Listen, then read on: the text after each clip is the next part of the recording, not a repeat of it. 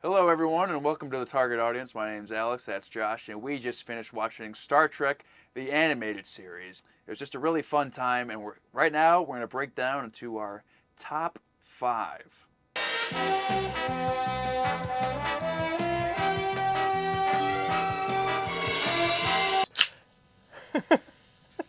People have been warning us about the animated series. Oh, yeah, there's there's going to be some. But I think I loved about 95% of it. Maybe because those low expectations were like planted in my head. But in this case, it did help some people saying, oh, it's not as good because I loved it. I enjoyed it a lot. It's we're not going to spend a ton of time in this video comparing it to the original series because it's just like there's no point. I mean, it's a 20-minute cartoon that's, let's be honest, barely animated. Star Trek, the barely animated series. For what it was and the expectations, like you said, yeah, I enjoyed it overall. We're going to go into our favorite episodes of the series today, but I would say that I don't think there's any episodes that I, like you said, disliked or actively hated. There was just a pretty good batch of forgettable ones that I probably have either already forgotten about or will never think of again. And then there were some ones I really loved. Yeah, the one thing I praised about it the most is how they took advantage of it being animation, not live action. And I was like doing some reading up when I was picking out my top five, which also is really tough to do. This is probably one of the toughest lists to put together because I had like 4 or 5 where I'm like, this could be in the list. You got to take advantage that it's animation and go all out. And I feel like they did. It's like they didn't like half-ass anything. There were some episodes where like they jam-packed that 20 minutes compared to some TOS episodes where it's like we're watching them unlock like 4 doors in a row and it's like, oh my God. Just in terms of our channel, if you're a fan of the target audience, this was also a big moment for our channel because first series that we watched in its entirety in person together. Oh, yeah. Watched every episode of it together, and that was a lot of fun. And obviously, we're going to continue doing it that way because we've really enjoyed it. Still tweaking exactly, it's been a big change for us, a big difference all around. But I think that you guys have all said you're enjoying it for the most part. So it's been a lot of fun too. And that's how we'll be watching the movies in the next generation. We'll get to all that later. Let's jump in. For the ones that I enjoyed but didn't make the list, I have The Infinite Vulcan, the Giant Spock episode. Classic. Classic. Great episode. Only one written by Walter Koenig, which is Chekhov, Yeah. and it's his only involvement with the show at all. Wish he would have been in it, but it was cool that he got to write an episode. Beyond the Farthest Star, which is the first episode of the animated series. I felt like it was a great first episode. Jumped us right in. We got to see them like in outer space with their space belts, just a whole bunch of stuff that we wouldn't have seen when it wasn't animation. And then lastly, just missed my list, the Counterclock Incident, the last episode of the series with the older couple. They go backwards in time. They become, adult aged, and then the crew becomes smaller into kids, into babies. That was just really fun, and I thought it was a good one to end on. Very nice. Very nice. I have 2 honorable mentions. Number 1 being the Practical Joker.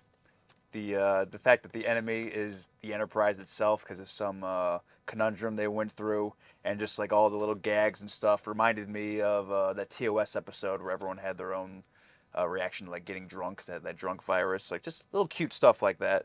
And number 2, Mudd's passion. I mean, Harry Mudd's always in the honorable mentions section. I think he was in the honorable mentions for season 1 or season 2, his episode, whichever it was. Just seeing him like one last time, even if it was animation, good stuff. All right, so going into our top 5, my number 5, Alex, you already brought it up, the Practical Joker.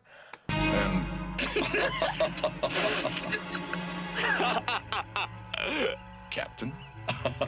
I think it is the funniest episode of the animated series and one of the funniest overall that we've seen so far from the franchise.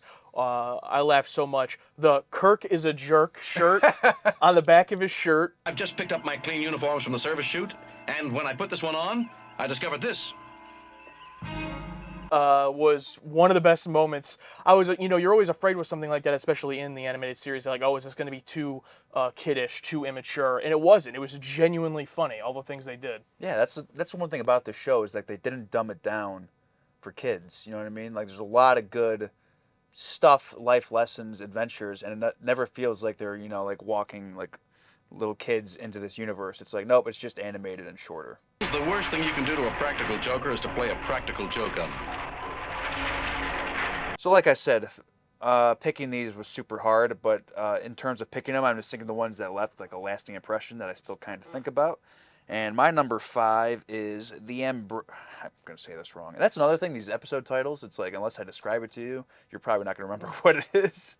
The Ambergris element, which I have in notes here, the Waterworld episode. Okay. I can't command a ship from inside an aquarium. I can't live in here. I thought this episode was a fantastic little exploration of just what we can do. You know, have them turn into fish people, have this tank on the Enterprise, this nice little battling society. Like, do we stick with our old ways or do we break them out? And like, if we keep following these old rules, we're not going to grow, and these rules are outdated. Our only purpose here is to find the means of reversing our mutations. That is impossible. That's the episode where it really started to sink in. Wow, Kirk and the Enterprise are just so lucky. That's probably their best trait. How lucky they are. Literally, Kirk and Spock could have been murdered, but were just saved by these younglings who were never actually shown or brought up again in the episode. Yeah. Just plot convenience. Yeah, and it was some weird, like, oh, they purposely, you know, they changed them to their species, and it's like, and there's like some weird dial. It's like, it was also such like bouncing back and forth where they got to find like ways to like fix this, but I can't stop thinking about it. It's a good episode. And I loved the water tank on the Enterprise. Yeah. When they would go back up and Kirk and Spock would have to be in the water tank. That was a great addition. Can't breathe. Suffocating. Help. Can't breathe. My number 4 is Mud's Passion. Oh. I loved Mud's Passion. Captain Kirk. Again, of course, worried, you know, Mud's women, and then you go to, oh, if he comes back, is it going to be as good? You have Mud, which I think is even better than Mud's women, and then it's like, uh-oh, is coming back in the animated series going to ruin it? And no, it was so great. It was a fresh, new Harry Mudd story, still with the same elements we've seen from him in the past, bringing back up the Nurse Chapel and Spock storyline that's just still running, still going strong, and I enjoyed that a lot. I just hate to leave you all my loved ones. Number 4, The Magics of Megas 2. Oh, wow, okay.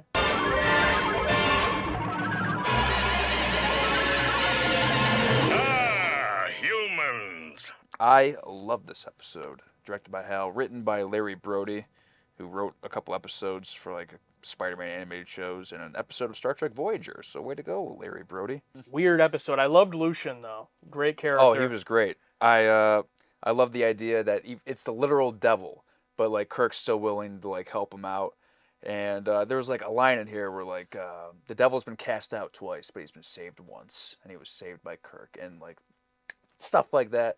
And sometimes it's a bit ridiculous, but I do love the retcon of like what the Salem witch trials were. The species came down for help, but they were cast out as witches, and like they're put on trial, but they're not too quick to judge or harsh Kirk and friends when they're on trial because they were judged too harsh and quickly. So little things like that. Very memorable. I also liked the moment of them being like, here, review all of our tapes on the Enterprise, and they just like do it instantly, and they're like, okay, you're innocent. Finally came in handy. Finally.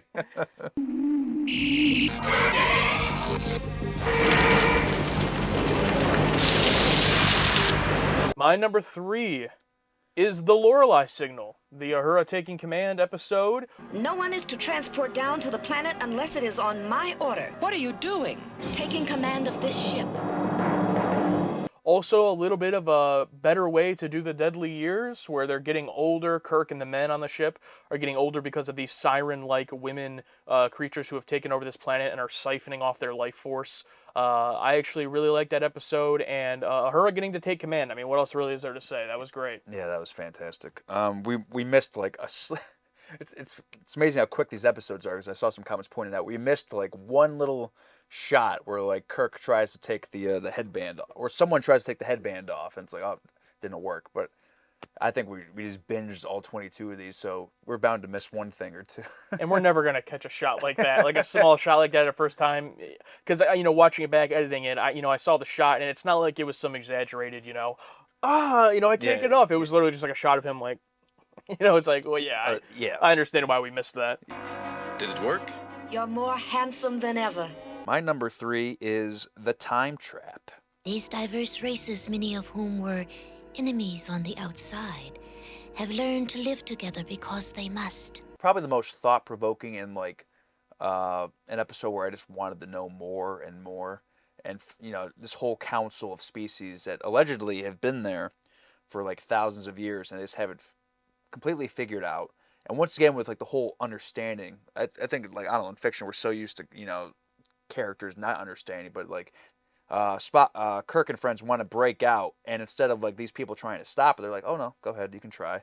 We all tried. We've all been there. Like they've grown beyond, so far beyond our characters in this world where it's like, okay, yeah, this is the part where they do this, that, and so little things like that I find very neat. I just loved seeing the Gorn. Oh in yeah. that episode. Oh yeah. Just great to see that again, even though it didn't talk, was just animated sitting there, but that's fine. Elysia is, in many respects, a perfect society, but with all its virtues, it is not home. My number 2, the Slaver Weapon.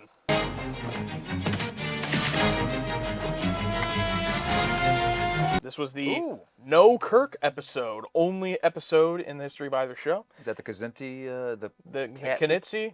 Yeah. Yeah, and Sulu, Spock, and Uhura go down to this planet on a shuttlecraft. We don't even see the Enterprise in any of the any episode, just the shuttlecraft. And they go down, find this weapon, and it ends up self-destructing, all of that. And apparently this was, a story from Larry, whatever his name was. Yeah, Larry Bird. And it worked. It could have not worked, but I thought it did. And I really enjoyed that episode. It's not like it's just good because it was different because there was no Kirk. That added to it, but genuinely the episode itself, I really enjoyed. And it was one of those where it was like during it, I'm like, yeah, this one's really good. Like you can just tell, from the writing. Biggest strength of the show is the writing. In this animated form, the writing has been just as good and even sometimes better than a lot of the original series. So very surprising. Let's see what this does do.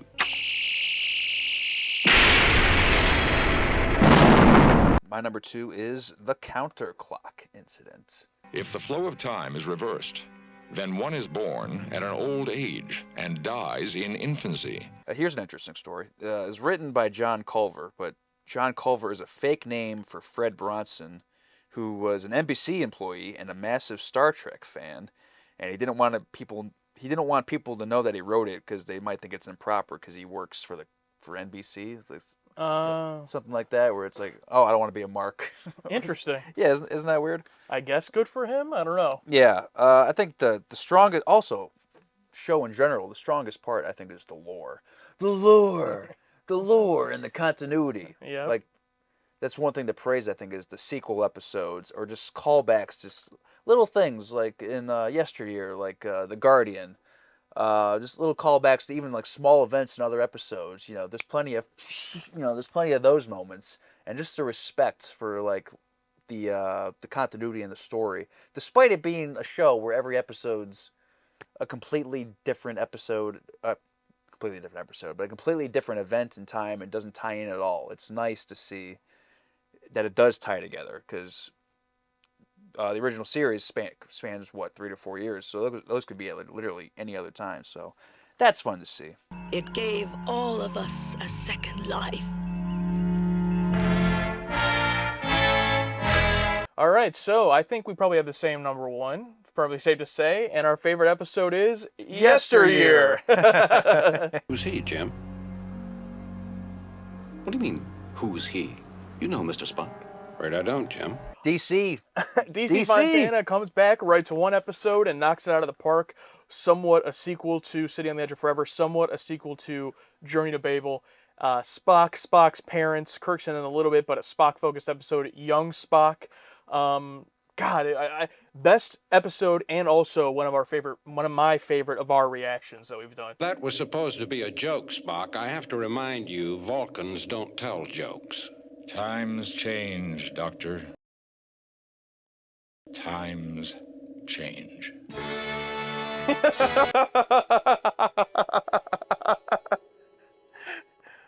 Oh, man. Oh, this is great. Wow, man.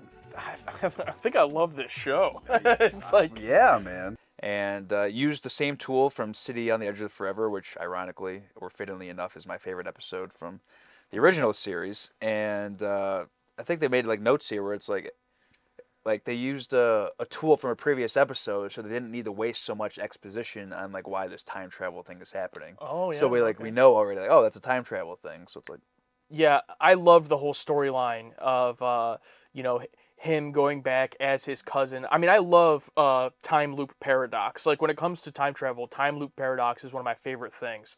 And the young Spock, while the kid actor, apparently I saw in the comments, he just did an audition for the show. yeah, see, it was just like an audition, and it's like they didn't give him much notes. And he's like, wow, this is a lot of pages for an audition.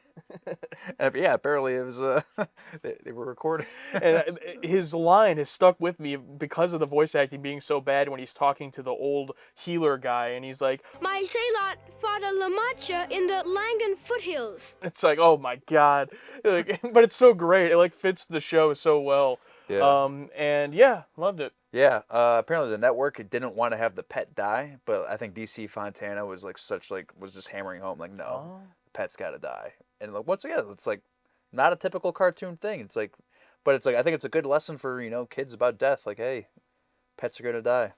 Yeah, this whole show was like on the borderline because you had death in it. You had Scotty in one episode talking about a hangover. There was some like sexual references throughout the show. But we're not here on a pleasure trip, Lara. All the more reason to take what pleasure there might be in it. There was a lot in there that it wasn't over the line like Adult Swim, adult animation like you see today. But for the 70s, I was like, I wouldn't be surprised if adults watched it even back then, especially Star Trek fans who are already fans of the show. And we even had comments of people saying that they didn't watch the original series, but then their dad or their uncle or whoever would be watching the animated series. And they're like, oh, what's this? Why are you watching a cartoon, a grown-up? Mhm. And that's how they got into Star Trek. So I figured, of course, there would be people out there that it's the first thing they saw because everything we watch is going to be the first thing someone saw. But this in particular, there was way more people that I thought where the animated series is what got them into it originally. So it could probably be in like a top 10, or close for me overall so far. So I really loved it. Yeah, after finishing, we had that moment where like that was great. It's either all downhill from here, or hopefully the quality stays as good as this, because perfect episode. And I would say overall the quality did stay as good. Yeah. It just didn't have DC Fontana writing it, which she like co-produced the show, or she was around. She was like the story editor, I think. I'm surprised she didn't write any more episodes. I guess maybe she didn't want to. I don't know. Loss of life is to be mourned, but only if the life was wasted. Ichaya's was not. Yeah, I'm glad we're including everything, because I think I saw some people, it's like, oh yeah, I never watched it. You're like, ever? It's like, really? It's like, oh. Especially since it's like, timely equivalents of the original series. Like their voices sound like it's from the exact same time period as the original series. Because I'm sure in the movies they sound and look, 10, 15 years older, however long it's been. So I'm surprised that like even some like hardcore Trekkies have never seen it. So I'm hoping that us watching it convinced some others to watch it, because I said the same thing about the Clone Wars for years. Oh, kids show. And then I watched it. I'm like, this is fucking amazing. I wish I jumped on this sooner. So hopefully this convinces some other Trekkies to check it out. Yeah, I think for a few people it definitely already has, and I hope it does that more. And I know there are some people who, they didn't even watch these reactions of these videos, and they're probably not watching this one. Or maybe you didn't watch any of the reactions, so you're coming here just to check out our final thoughts, and maybe we've convinced you in this video to go check some of them out. But overall, I really enjoyed it, and the completionist in me wouldn't have felt right not watching it. Maybe if it didn't come on this box set here, I wouldn't have felt like it was that important. Like, oh, it's just some weird cartoon they made. But when I got the box set, when we were still watching the original series, and they included it all on here, I was kind of like, I feel like this should probably be watched. It seems like it's something that should be taken into account. And when we go forward watching the movies and everything, or even in the future series with different crews and everything like that, I think that it's important and it's good that we got these stories, especially ones like Yesteryear and the really good ones that we've put on our lists, because that's going to be what we compare future stuff to. Yeah, I'm trying to imagine if we never watched it. That'd be nuts. If we just ended with season 3 and this, yeah, I don't know. I feel like we'd definitely be missing out on a few gems. Yeah. That would suck. And had it ran for 5-6 years and there was like 150 episodes, maybe we would have been like, okay, wait, should we do this?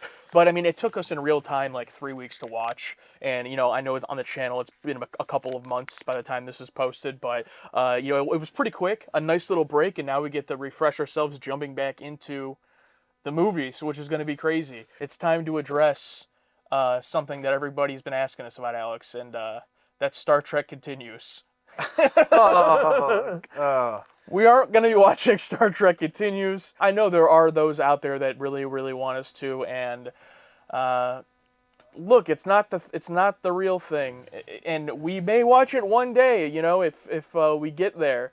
And we're to that point where we need more Star Trek content, which I think is why a lot of people really like it, right? Like they watched Star Trek a long time ago, and now they get to watch this new stuff. But it's not it, you know? Yeah, I've skimmed through like an episode or so. I'm like, wow, that really looks like, you know, I mean, it's not. I mean, the actor, obviously, it's not the same actor. As someone who grew up with the MCU, and yeah, they had the Hulk change, and they had a few things in the beginning, but, you know, seeing the same person play Iron Man and Captain America, or even throw in, like, Hugh Jackman playing Wolverine, like, it's going to be hard for me to accept someone else playing Captain Kirk or Spock.